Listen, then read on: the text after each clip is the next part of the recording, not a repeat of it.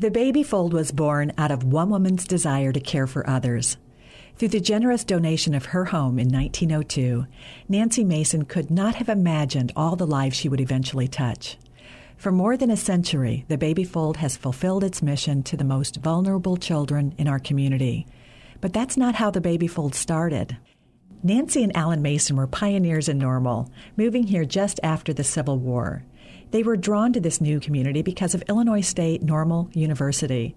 They wanted their children to have a college education, and 3 of their 4 children did graduate from ISNU.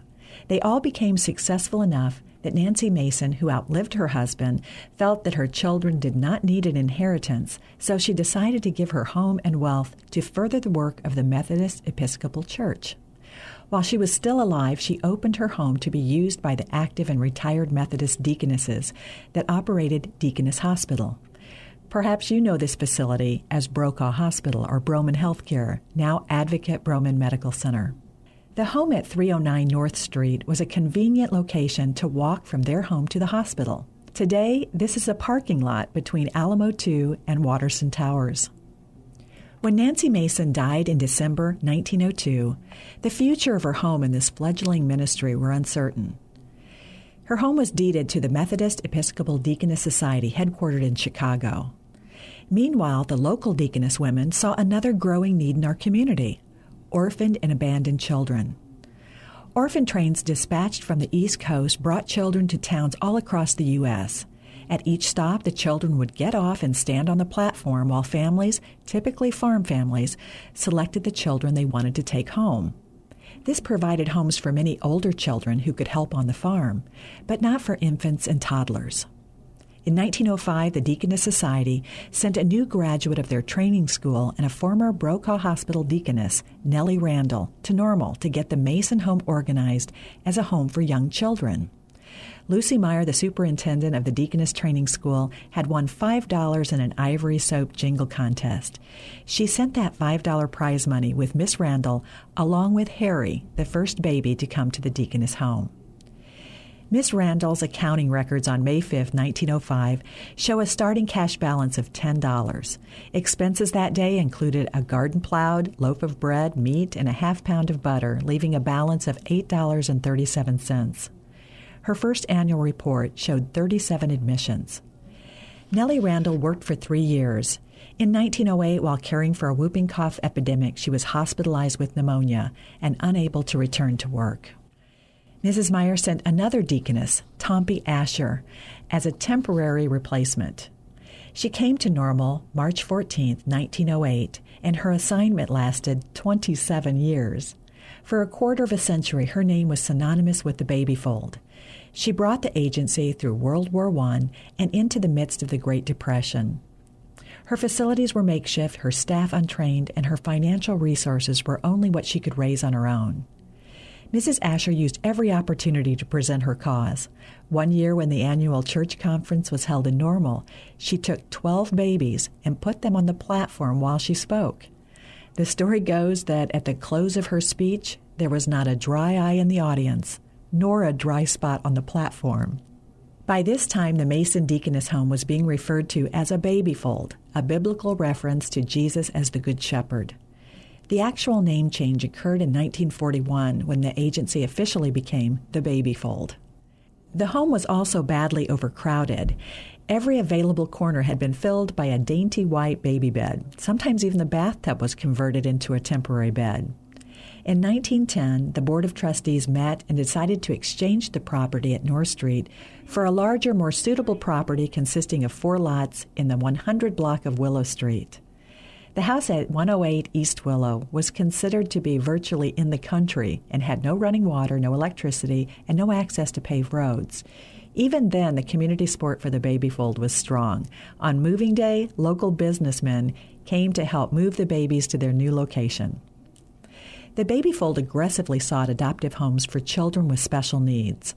Long before other agencies considered these children adoptable, the deaconesses worked to find good homes for children of mixed race as well as siblings in order to keep sisters and brothers together. They also found adoptive homes for children with physical, mental, or emotional conditions.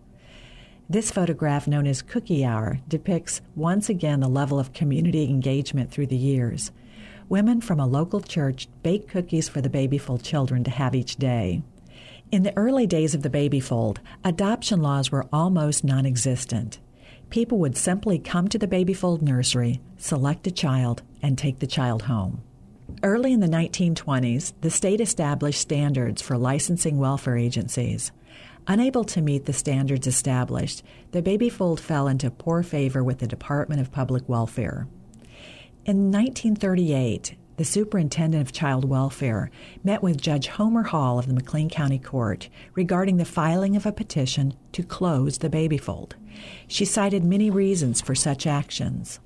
The buildings were old and constituted a fire hazard. Staff requirements for child care were all unmet. Records were sketchy and very inadequate. Judge Hall deplored the situation, but persuaded the state to allow the board to secure the financial resources needed to rectify these shortcomings. He said no better solution was available for these children, so why deny them the one facility now open to them? In November 1939, Reverend William and Gwendolyn Hammett were named by the board as superintendent and assistant superintendent to implement the necessary changes to keep the babyfold alive. The first order of business was to improve the physical living areas. Decent bedding, painting, curtains, and flooring was needed. The Hammetts turned to the church, and the church answered. Women's groups would sponsor a room, making curtains and providing new quilts. Men's groups provided paint and other supplies. As soon as the emergency patchwork was started on the buildings, it was time to start improving the staff. The highest education of any staff member was one nursery aide who had graduated from high school. In January 1940, the first professional staff member was hired as nursery supervisor and supervisor of health services. Judith Hochberg was a registered nurse who served the children until her retirement 31 years later. In 1942, another first took place with the hiring of Emma Blackman as the first professionally trained social worker. Not only was she the first social worker at the babyfold, she was also the first social worker in our community. Over the next several decades, the babyfold would undergo significant changes in both services and facilities. In 1966, the babyfold began a residential program for children with emotional and behavioral challenges. Providing special education was a natural outgrowth for children living at the babyfold. Special education services were first offered through the Child Development Center in 1971. Several building projects took place during the 1960s, 70s, and 80s to accommodate the changing programs and needs of the children. Eventually, all of the former buildings on the Willow campus were replaced with Mason Hall, honoring Nancy Mason, Asher Hall, honoring Tompi Asher, and Hammett School, honoring Reverend and Mrs. Hammett. In 2000, the former Illinois Soldier and Sailors Children's School building on Oglesby was purchased from the town of Normal and totally renovated to house foster care and adoption services, family support services, clinical services, and to provide a training center for staff and a gymnasium and chapel for the children. A new building was added to this campus for residential care. This residential treatment center is one in 4 centers in the state that care for children as young as 3 and up to 13 years old. 28 children live at this facility.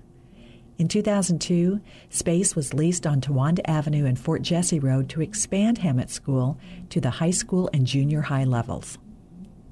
Today, the babyfold is a multifaceted agency specializing in the care of children and youth with emotional and behavior disorders or at risk for a variety of reasons. The babyfold has 285 employees and serves 1,000 children and their families each year through 16 programs that we can wrap around a child and their family as needed. We focus on improving the lives of children and families by building safe, loving, healthy environments through foster care, adoption services, special education, residential treatment, and family and community services. We are in the ministry of transforming lives, and we never give up on a child. As we reflect on our history, we must remember that one determined person can make a significant difference, and that a small group of determined people can change the course of history.